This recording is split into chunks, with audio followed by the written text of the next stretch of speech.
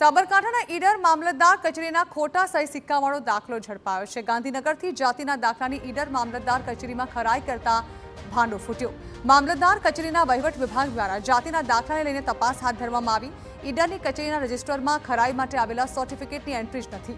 ઈડર વહીવટી વિભાગના નાયબ મામલતદારને કલેક્ટર કચેરીમાં બોલાવવામાં આવ્યા। મણિયોર ગામના વ્યક્તિએ જાતિ અંગેનો દાખલો મેળવ્યો હતો।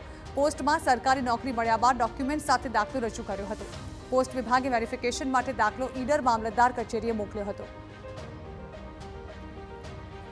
આમાં છે શ્રી રાજકુમાર મહેશભાઈ પ્રજાપતિ। એ ડિપાર્ટમેન્ટ ઓફ પોસ્ટમાં એમના નોકરી અર્થે પ્રમાણપત્રની જરૂર એમને પડેલી હતી અને એ બાબતે એમણે આ કાર્યવાહી કરી છે। પ્રાથમિક દ્રષ્ટિએ ફ્રોડ ડોક્યુમેન્ટ ક્રિએટ થયું હોય તેવું લાગે છે।